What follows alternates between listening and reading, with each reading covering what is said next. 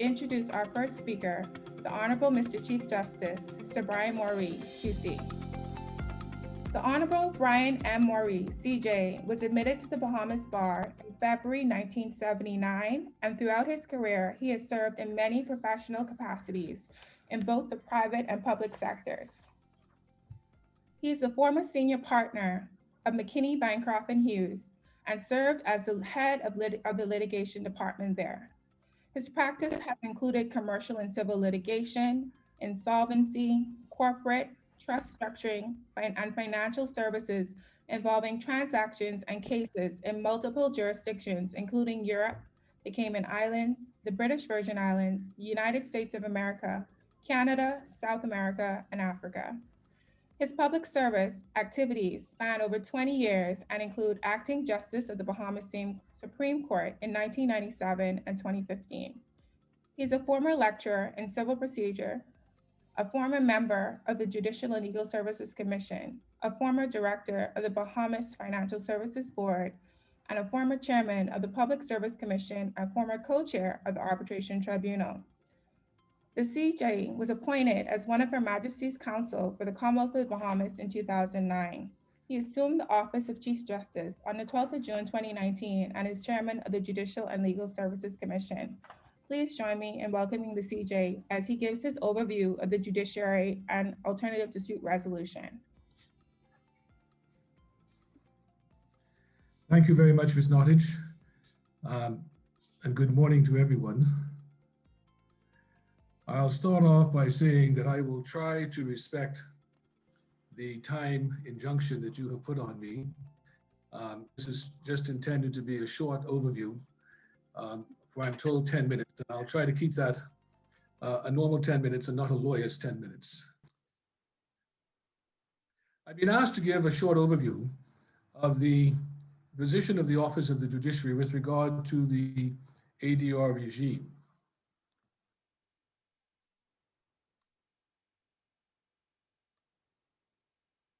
The first point that I would wish to make is that an efficiently operating alternative dispute resolution regime is an important adjunct to the court system.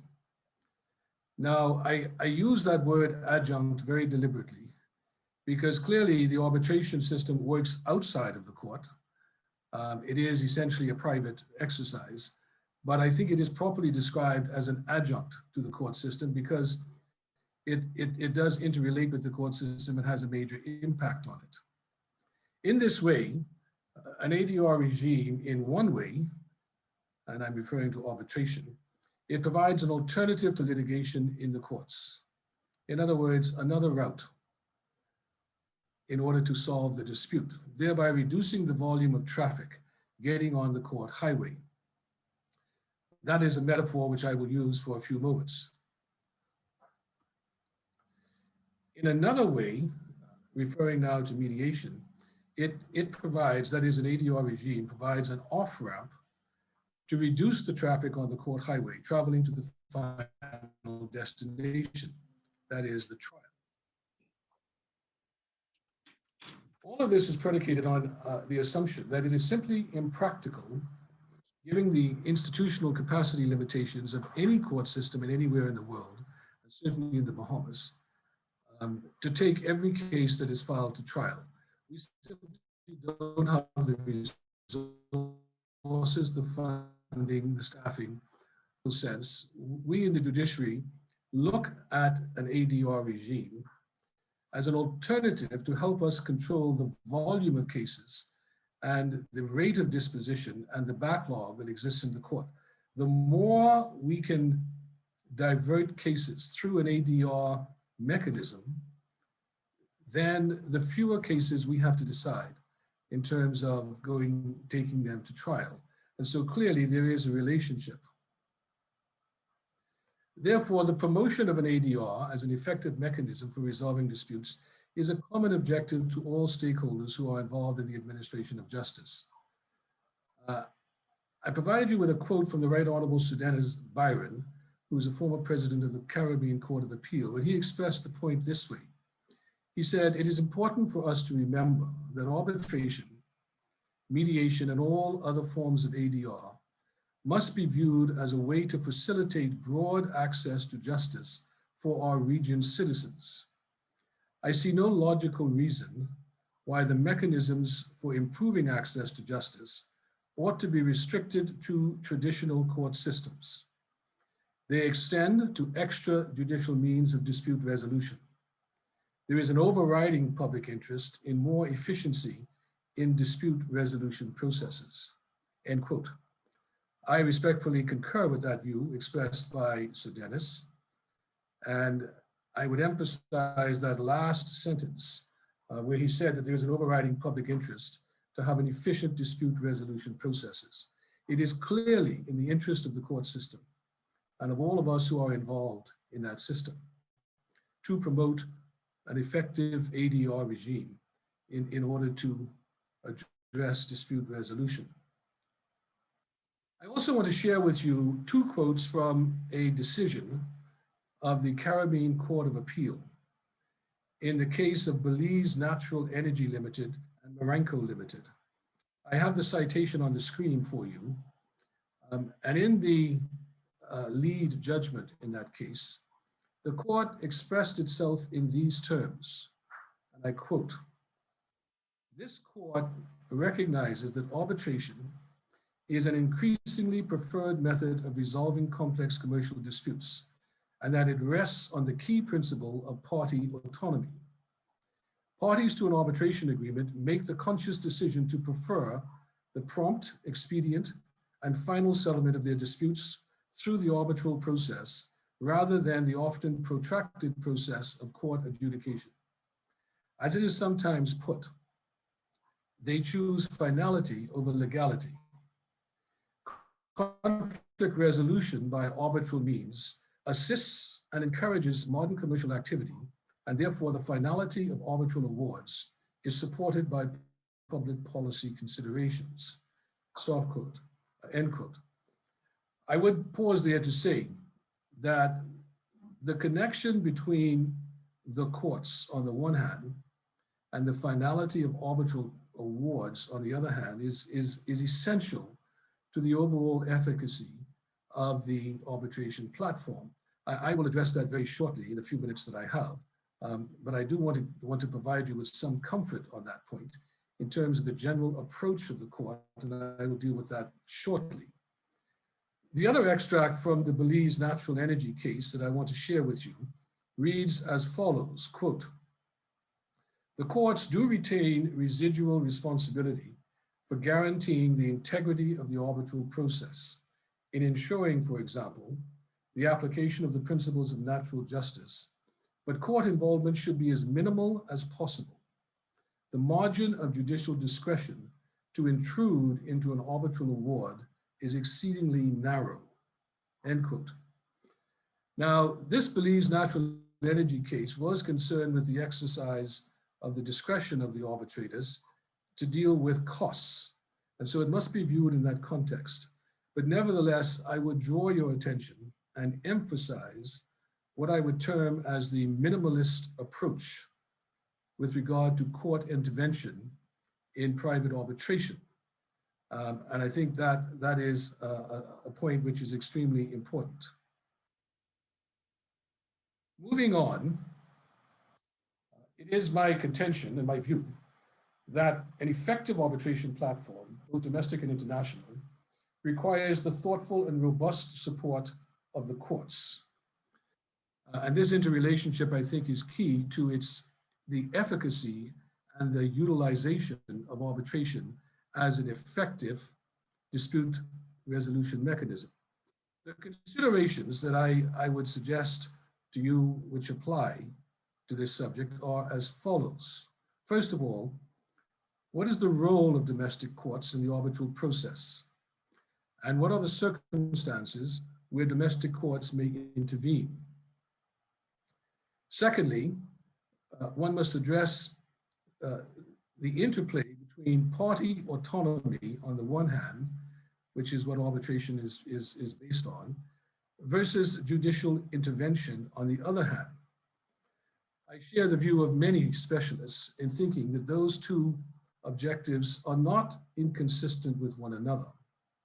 And the key is to strike the right balance to achieve both objectives.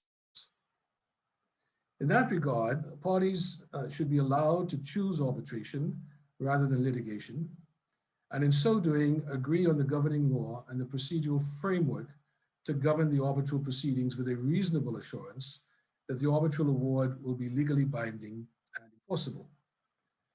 Next, judicial intervention is necessary to ensure that the arbitral process is just and impartial, and for the recognition and enforcement of the arbitral award. And I would note the judicial philosophy of this Chief Justice is that it is not a second bite at the cherry, and it is not an opportunity to revisit the issues if you end up with an outcome which you are not content with, bearing in mind that you agreed to the arbitration process in the first place.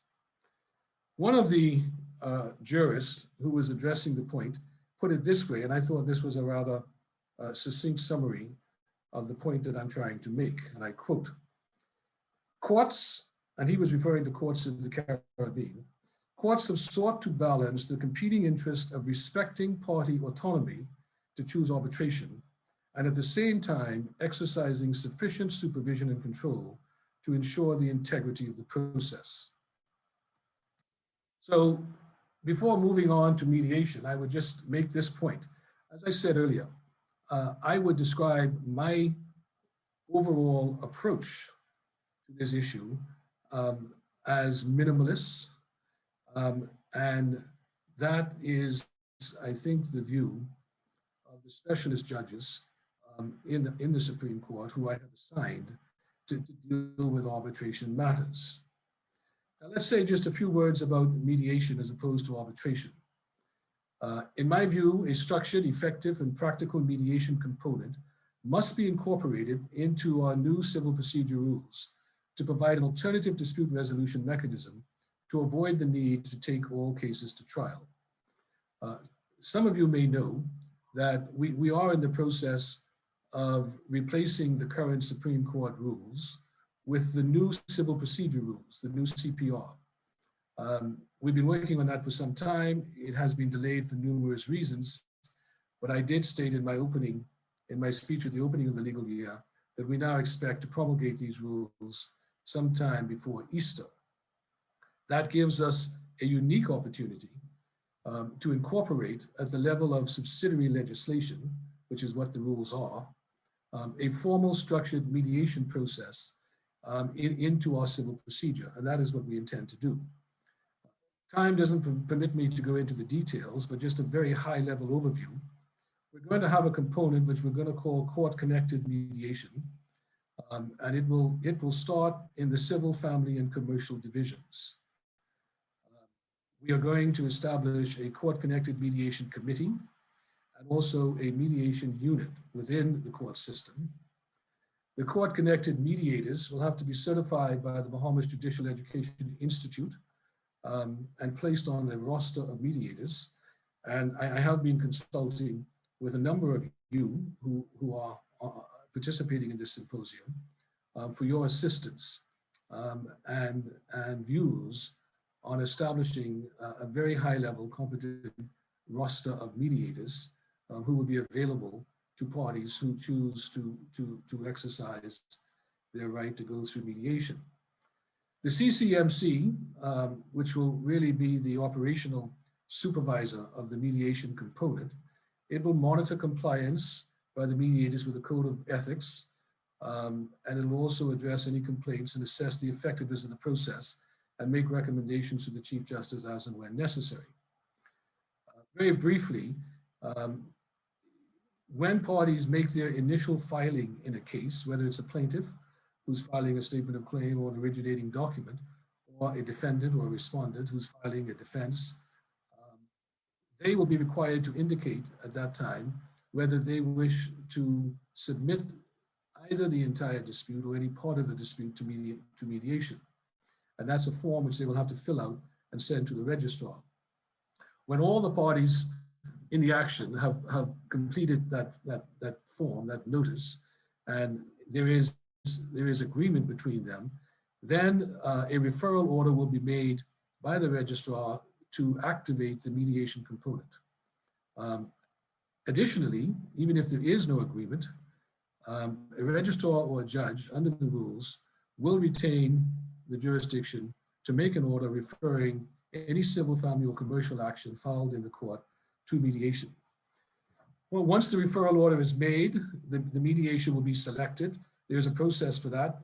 It's either done by the parties, or if the parties cannot agree within a certain period of time, the mediator will be appointed by the mediation coordinator, which will be appointed by the mediation committee.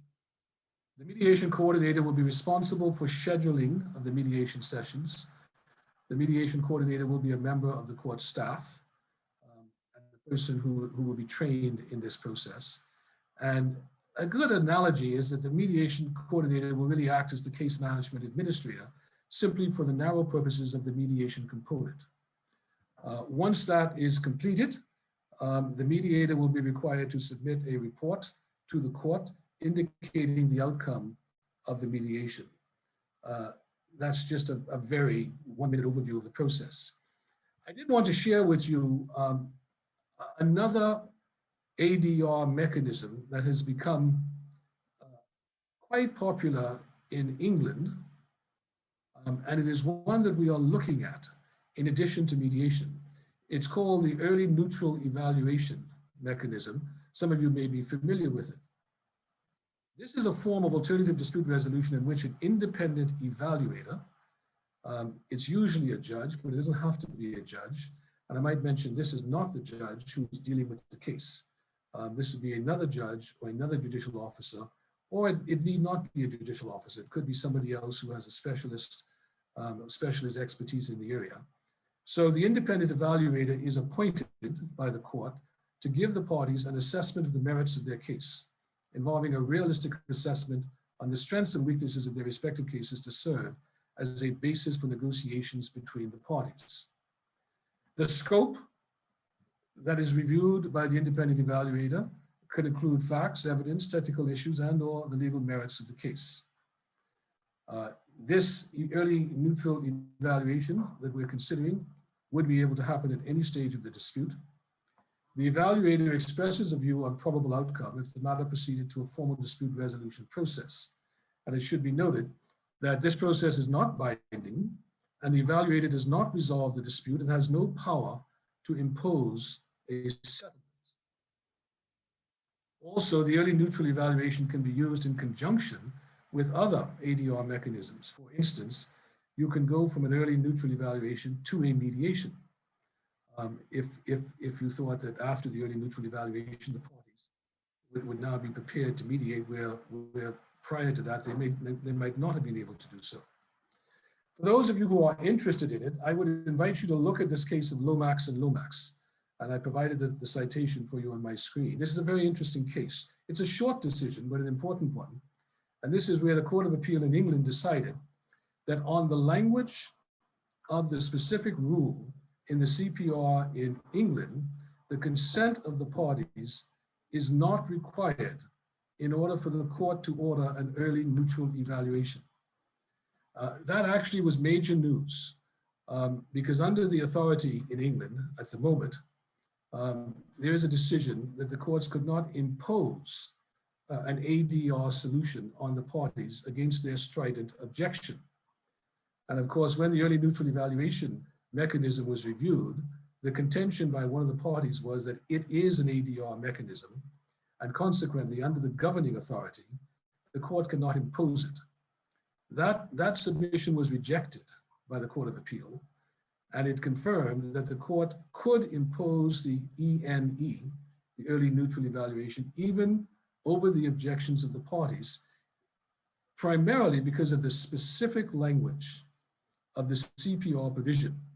And I might say that we haven't decided to include this in our CPR yet, but we are reviewing it. And if we decide to include it, we will mirror the language of the English CPR, which would have the benefit of the decision in Lomax and Lomax to provide the jurisprudential basis for what would be a compulsory ENE mechanism if the court thought that that was appropriate.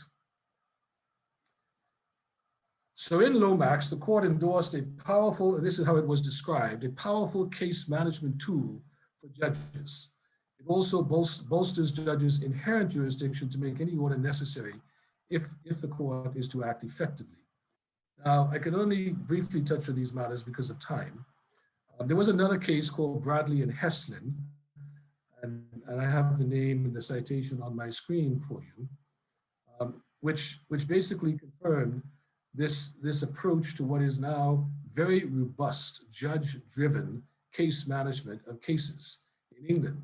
In that case, Justice Norris made this point, and I quote, "I think it is no longer enough to leave the parties the opportunity to mediate and to warn of cost consequences if the opportunity is not taken. In boundary and neighbor disputes, the opportunities are not being taken and the warnings are not being heeded, and those embroiled in them need saving from themselves," end quote. Now, you will see that is a very aggressive, very robust judicial pronouncement. And it probably is at the apex of the current jurisprudence on the need and necessity for aggressive judge-driven case management. This is relevant to the subject which we are discussing, lest you think I've drifted outside of the scope of my short address. It is relevant because what I understand the symposium is looking at today is ADR regimes, the components of ADR, and my role was to just give you an overview as to how it affects the courts and how the courts are approaching it. So if you are interested, I would commend to you a quick read of the case of Bradley and Heslin and a quick read of the Lomax case. And if indeed anyone within the sound of my voice has a view on early neutral evaluation and whether we should incorporate it into the Bahamas, I would welcome your input. So on that basis, I'll conclude with these brief observations. The courts of the Bahamas will support the efficacy of the arbitration platform to resolve disputes when, based on party autonomy, it is agreed, or it is the agreed disposition mode for dispute resolution. The court's intervention in arbitration matters will be guided by the jurisprudential criteria to ensure an appropriate level of finality consistent with the overall integrity of the arbitral process and the recognition and enforcement of the award. In my view, I conclude that there is no doubt that the advancement of a viable, active, and efficient and effective ADR regime in the Bahamas, both domestically and internationally, will inure to the benefit of the further development of the country and all who live or visit the Bahamas. It is entirely consistent with the court reform and modernization initiative that I launched upon my appointment as Chief Justice. And it is synergetic with the development of a 21st century court system in our country, which is what we are seeking to establish. Thank you very much.